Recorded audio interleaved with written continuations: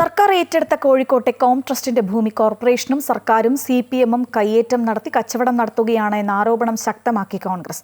വിഷയത്തിൽ സർക്കാർ അടിയന്തരമായി ഇടപെടണമെന്നാവശ്യപ്പെട്ട് ശക്തമായ പ്രതിഷേധത്തിന് ഒരുങ്ങുകയാണ് കോൺഗ്രസ്. സർക്കാർ ഏറ്റെടുത്ത് രാഷ്ട്രപതി ഒപ്പുവെച്ച് ഗസ്റ്റിൽ വിജ്ഞാപനം ചെയ്ത കോഴിക്കോട്ടെ കോം ട്രസ്റ്റ് ഭൂമി സംബന്ധിച്ചാണ് ഇപ്പോൾ തർക്കം രൂക്ഷമാകുന്നത്. ഭൂമി സംബന്ധിച്ച് നിയമപരമായ തർക്കം ഹൈക്കോടതിയുടെ പരിഗണനയിലിരിക്കെ ഭൂമിയിൽ താൽക്കാലിക കെട്ടിടമുണ്ടാക്കുകയും സ്ഥലം വാഹന പാർക്കിങ്ങിന് സൗകര്യമൊരുക്കുകയും ചെയ്ത നടപടിയാണ് തർക്കം രൂക്ഷമാക്കാൻ കാരണം.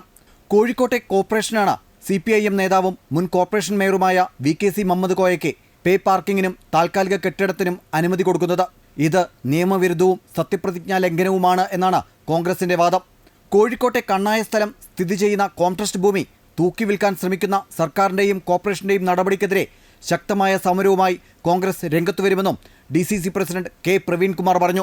കോം ട്രസ്റ്റ് ഭൂമിയുമായി ബന്ധപ്പെട്ട് നടക്കുന്നത് ഒരു CPM-ൻ്റെ മുതലാളിക്കും CPM-ൻ്റെ കടലാ സൊസൈറ്റിക്കും CPM-ൻ്റെ മുൻ MLA-യുടെ നേതൃത്വത്തിലുള്ള ഒരു ട്രേഡ് സെൻറ്ററിനും കോഴിക്കോട് നഗരത്തിലെ കണ്ണായ കോം ട്രസ്റ്റ് ഭൂമി കൈമാറാനുള്ള നീക്കമാണ്.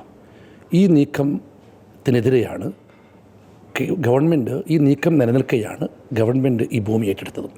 ഭൂമി ഏറ്റെടുത്ത് സർക്കാർ ഗസ്റ്റിൽ വിജ്ഞാപനം വന്നു, രാഷ്ട്രപതിയുടെ കയ്യൊപ്പോടുകൂടി വിജ്ഞാപനം വന്നു. അതിനുശേഷം ഇവർ തന്നെ കോടതിയിൽ പോയി. ഇവർ കോടതിയിൽ പോയപ്പോൾ ഇവർക്ക് സർക്കാർ അഭിഭാഷകർ ഒത്തുകൊണ്ടൊരു സ്റ്റേ കിട്ടി. അതിനെതിരെ തൊഴിലാളികൾ ഹൈക്കോടതിയിൽ പോയപ്പോൾ എല്ലാ കേസുകളും ഒരുമിച്ച് പരിഗണിക്കാമെന്ന് വെച്ചിരിക്കുന്നൊരു വിഷയമാണിത്. ഞങ്ങളുടെ ചോദ്യം ഇതാണ്, ഹൈക്കോടതിയുടെ പരിഗണിക്കുന്നൊരു വിഷയം നിൽക്കെ ആ വിഷയത്തിൽപ്പെട്ടൊരു ഭൂമിയിൽ, അതൊരു തർക്കഭൂമിയാണല്ലോ, ആ തർക്കഭൂമിയിൽ കോഴിക്കോട് നഗരസഭ പേ പാർക്കിങ്ങിനും ഒരു താൽക്കാലിക കെട്ടിടത്തിനും അനുമതി കൊടുത്തിരിക്കുന്നു. ഇതിനെതിരെയാണ് ഞങ്ങളുടെ പ്രതിഷേധം. സ്ഥലത്തിന്റെ കൈമാറ്റം സംബന്ധിച്ച കോം ട്രസ്റ്റ് തൊഴിലാളികളും പ്രക്ഷോഭത്തിനൊരുങ്ങുന്നുണ്ട്. അമൃത ന്യൂസ്, കോഴിക്കോട്.